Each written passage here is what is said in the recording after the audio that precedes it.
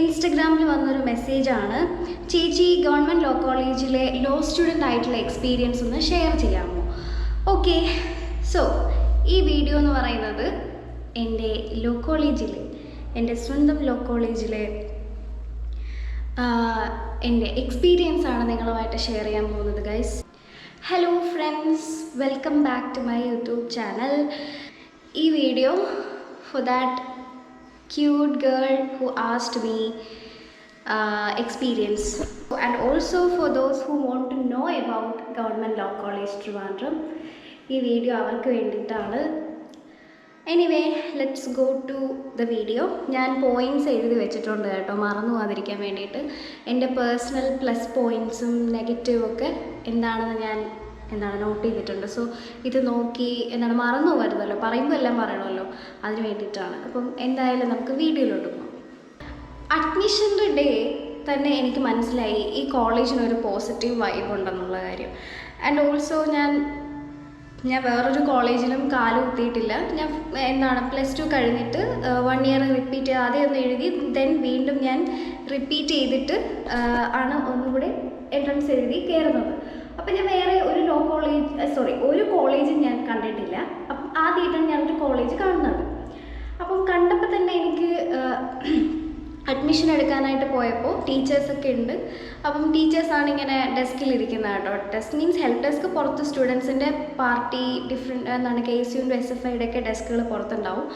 അതല്ല, അകത്ത് അഡ്മിഷൻ എടുക്കാനിരിക്കുമ്പോൾ ടീച്ചേഴ്സാണ് ഉണ്ടാവുക. അപ്പം ടീച്ചേഴ്സിനെ കണ്ടപ്പോൾ തന്നെ നമുക്കൊരു പോസിറ്റീവ് വൈബ് കിട്ടി. അപ്പോഴേ എനിക്ക് മനസ്സിലായി ഇവിടുത്തെ ഫാക്കൽറ്റി സൂപ്പറായിരിക്കുമെന്ന്. എനിക്കിപ്പോഴും ഓർമ്മയുണ്ട്, ശ്രീ മാം ഉണ്ടായിരുന്നു. വേറെ അന്ന് ആരൊക്കെയാണ് ഇരുന്നതെന്ന് എനിക്ക് ഓർമ്മയില്ല. ശ്രീ മാം ഇപ്പം നമ്മുടെ കോളേജിൽ നിന്ന് പോയി ട്രാൻസ്ഫറായി. സോ ഫസ്റ്റ് എനിക്ക് പറയാനുള്ള എൻ്റെ personal opinion about faculty it's super. എല്ലാവരും, സ്റ്റാഫുകളെല്ലാം, ടീച്ചേഴ്സും അവിടെ വർക്ക് ചെയ്യുന്ന സ്റ്റാഫും അതുപോലെ അഡ്മിനിസ്ട്രേറ്റീവ് ബ്ലോക്കിൽ ഇരിക്കുന്നവരെല്ലാവരും നമ്മളുടെ അടുത്ത് ഭയങ്കര ഫ്രണ്ട്ലിയാണ്. നമുക്ക് എന്ത് ഹെൽപ്പ് വേണമെങ്കിലും പോയി ചോദിക്കാം, സംശയങ്ങളുണ്ടെങ്കിൽ ചോദിക്കാം. ലൈക്ക് എ ഫ്രണ്ട്സ്, പോയി തോളി കയറ്റി നടക്കത്തെ അത്രയ്ക്കൊന്നും നമ്മൾ അത്രയ്ക്കുള്ള ഇതൊന്നുമില്ല, പക്ഷേ ഭയങ്കര ഈസി ആയിട്ട് അപ്രോച്ച് ചെയ്യാനായിട്ട് പറ്റും. അങ്ങനെയുള്ള ഫാക്കൽറ്റിയാണ്. ഇപ്പോൾ നമ്മുടെ പ്രിൻസിപ്പൾ വരുന്ന ബിന്ദു മാം ആണ്. അതിന് മുന്നേ ഉണ്ടായിരുന്ന സാറ് ബിജു സാറായിരുന്നു. അയ്യോ, ഇതുപോലെയുള്ള പ്രിൻസിപ്പൾ വേറൊരു കോളേജിലും കാണുമായിരിക്കും, പക്ഷേ ഞാൻ വേറെ കോളേജ് കണ്ടിട്ടില്ല, അതുകൊണ്ട് എനിക്ക് അറിഞ്ഞൂടാ. എനിവേ, നമ്മുടെ ഭാഗ്യമായിരുന്നു ബിജു സാർ പോയി 2023 തോന്നുന്നു പോയത്, 3 എനിക്ക് ഓർമ്മയില്ല. ഇപ്പോൾ ബിന്ദു മാം ആണ്. ബിന്ദു മാം ഒരു പാവമാണ്. നമ്മളെ മാമോട് ഉണ്ടോയെന്ന് പോലും അറിയത്തില്ല. അങ്ങനെ ഒരു സ്ത്രീയാണ് കേട്ടോ, ഒരു പാവം ആണ്. പക്ഷേ സ്ട്രിക്റ്റ് ആവേണ്ടടുത്ത് സ്ട്രിക്റ്റ് ആവുന്നുണ്ട്. ഫാക്കൽറ്റീസ്, ടീച്ചേഴ്സൊക്കെ ഭയങ്കര ഫ്രണ്ട്ലിയാണ്. സ്ട്രിക്റ്റ് ആയിട്ടുള്ള ടീച്ചേഴ്സും ഉണ്ട്, അതുപോലെ ലിബറലായിട്ട് നോക്കുന്ന ടീച്ചേഴ്സുണ്ട്. അതായത് അറ്റൻഡൻസൊക്കെ നമുക്ക് ക്ലാസ് കഴിഞ്ഞിട്ടായാലും പോയി ചോദിച്ചാൽ തരുന്ന ടീച്ചേഴ്സും ഉണ്ട്. അല്ലാതെ ക്ലാസ്സിൽ കയറിയാലേ തരത്തുള്ളൂ എന്ന് പറയുന്ന ടീച്ചേഴ്സും ഉണ്ട്. അപ്പോൾ രണ്ടും ഉണ്ട് കേട്ടോ. പിന്നെ പക്ഷേ ഈ പറയുന്ന സ്ട്രിക്റ്റ് ടീച്ചേഴ്സും ഭയങ്കര ഫ്രണ്ട്ലിയാണ്. നമ്മൾ അവരുടെ അടുത്ത് അപ്രോച്ച് ചെയ്യുന്ന രീതി അതനുസരിച്ചിരിക്കും അവർ നമ്മളടുത്തും. അപ്പം മൊത്തത്തിൽ എനിക്ക് പ്ലസ് ആയിട്ടാണ് തോന്നുന്നത് ഫാക്കൽറ്റീസിനെ കുറിച്ച്. രണ്ടാമത് എനിക്ക് പ്ലസ് ആയിട്ട് തോന്നുന്നത് നമ്മുടെ കോളേജിൻ്റെ പൊസിഷൻ. അതായത് PMGയിലാണല്ലോ നമ്മുടെ കോളേജ് ഇരിക്കുന്ന. PMG ആണ്. PMGയിൽ നിന്ന് കുറച്ചുള്ളിലോട്ട് college junction, Barton Hill engineering കോളേജിന് അടുത്തായിട്ടാണ് നമ്മുടെ കോളേജ് വരുന്നത്. അപ്പം നമ്മുടെ കോളേജ് ഇരിക്കുന്ന പൊസിഷൻ എന്ന് പറയുന്നത് എല്ലാത്തിൻ്റെയും സെൻറ്ററായിട്ടാണ്. നമുക്ക് തമ്പാനൂർ ഈസി ആയിട്ട് പോവാം, പാളയം, പിന്നെ പട്ടം, കേശവാസപുരം, എല്ലായിടത്തും അതിൻ്റെ ഒരു സെൻറ്ററാണ് PMG. എനിക്ക് അങ്ങനെയാണ് കേട്ടോ ഫീൽ ചെയ്തത്. എനിക്ക് ശരിക്കും എൻ്റെ ലൊക്കേഷനൊന്നും എനിക്കറിയില്ല, പക്ഷേ നമുക്ക് ഈസി ആയിട്ട് എല്ലായിടത്തും പോകാൻ പറ്റും. ബസ്സുകളൊക്കെ എപ്പോഴും ഉണ്ട്. അപ്പം എനിക്കത് പ്ലസ് ആയിട്ടാണ് തോന്നുന്നത്. അതുപോലെ തന്നെ ഇൻറ്റേൺഷിപ്പിൻ്റെ കേട്ടോ, നമ്മുടെ കോളേജ് ഇരിക്കുന്നത് അവിടെ ചുറ്റും ഇൻറ്റേൺഷിപ്പ് സ്പോട്ടുകളാണ്. ഒരുപാട് സ്പോട്ടുകളുണ്ട്. ഇപ്പോൾ electricity commission, youth commission, women's commission, information commission, അതുപോലെ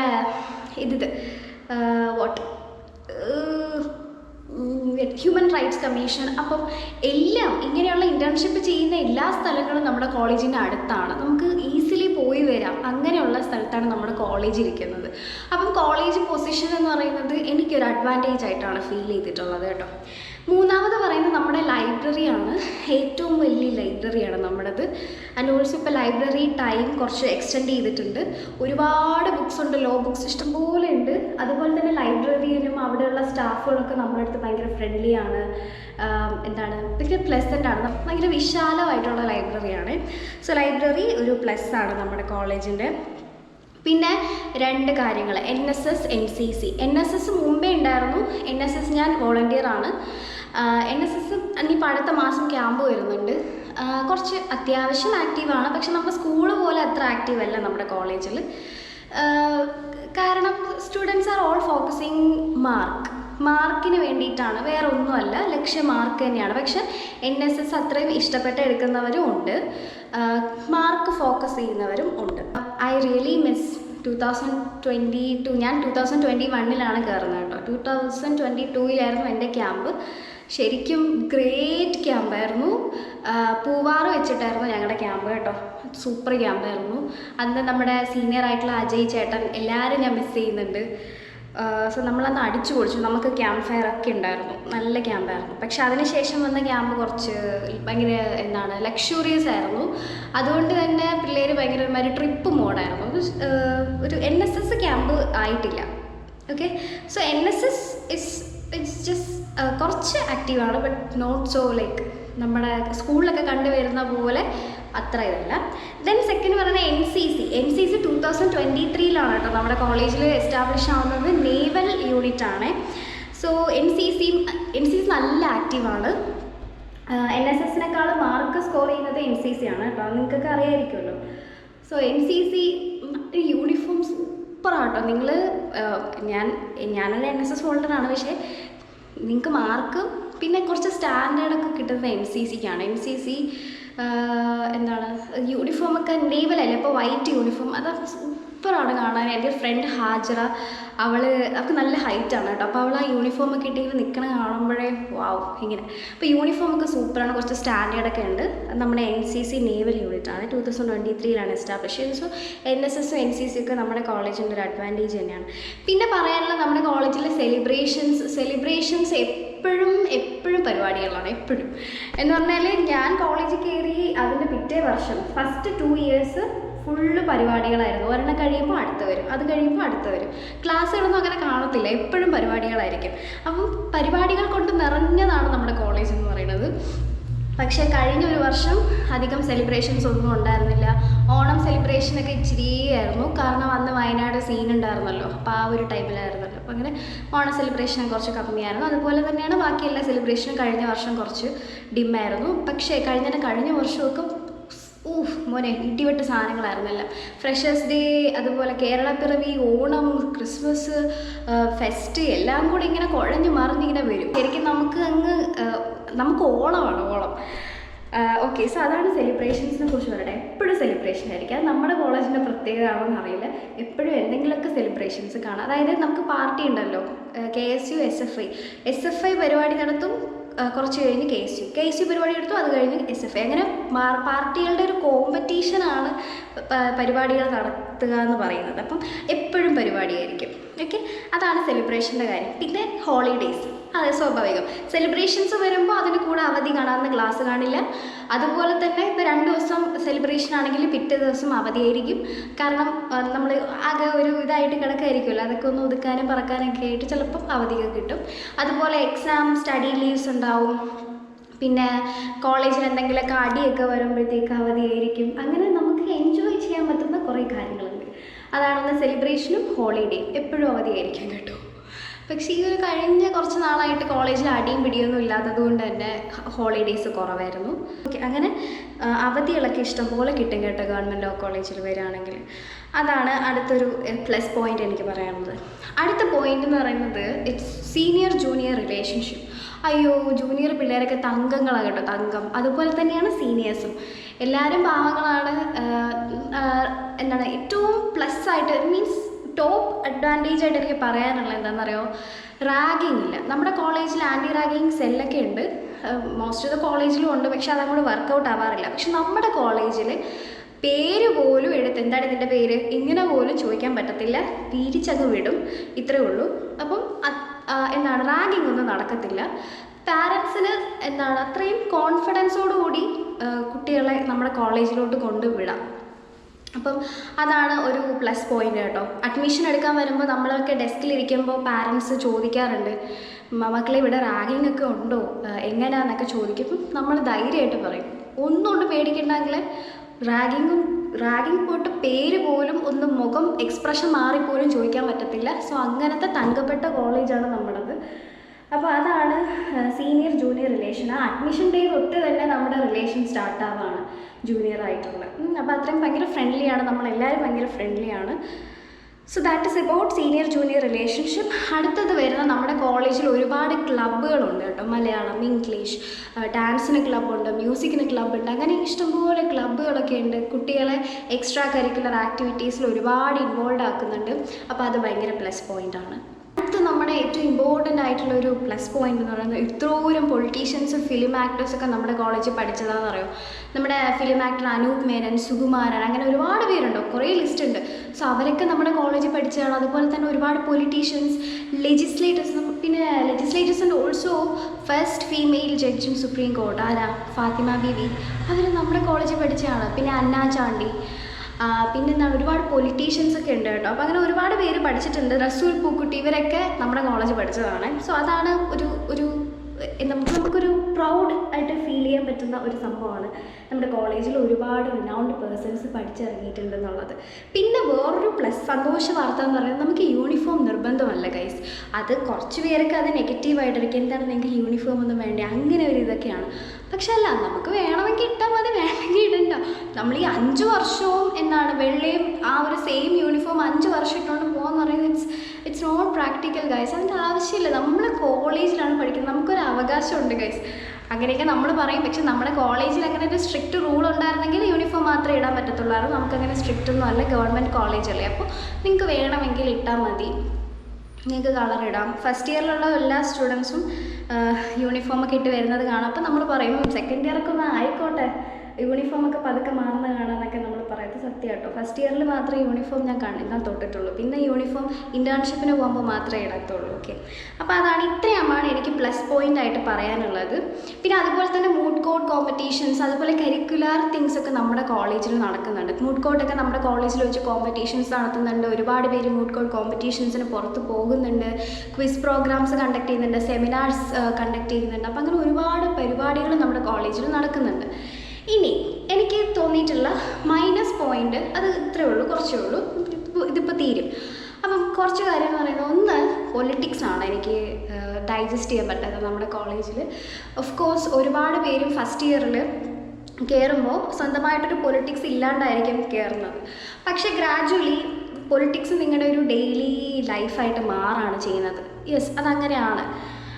പക്ഷേ ഇതിൽ വരുന്നൊരു മിസ്റ്റേക്ക്, ഇത് ഞാൻ പറയുന്നത് പ്രത്യേകിച്ചൊരു പൊളിറ്റിക്കൽ സ്റ്റാൻഡ് ഇല്ലാത്ത എൻ്റെ കൂട്ടുകാർക്ക് വേണ്ടിയിട്ടാണ്. നിങ്ങളുടെ അടുത്ത് എനിക്ക് പറയാനുള്ളത്, നിങ്ങൾക്കിപ്പോൾ ഫസ്റ്റ് ഇയർ കയറുമ്പോൾ ഈ പൊളിറ്റിക്സിനെ പറ്റിയിട്ട് KSU, SFI ഇതൊക്കെ എന്താണ് ജസ്റ്റ് ഒരു പേര് മാത്രമായിരിക്കും നിങ്ങൾക്ക്.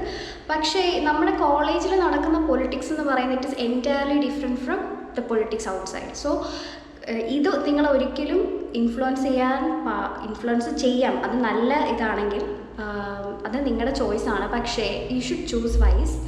കാരണം ഫസ്റ്റ് ഇയറിൽ നിങ്ങൾക്കൊരു ഐഡിയ ഇല്ലാതെ കയറുമ്പോൾ നമ്മുടെ സീനിയേഴ്സ് ഒരുപാട് പേരും നിങ്ങളെ, അതായത് പൊളിറ്റിക്സിലുള്ള ഒരുപാട് പേരും നിങ്ങളെ ഇൻഫ്ലുവൻസ് ചെയ്യാനായിട്ട് ശ്രമിക്കും.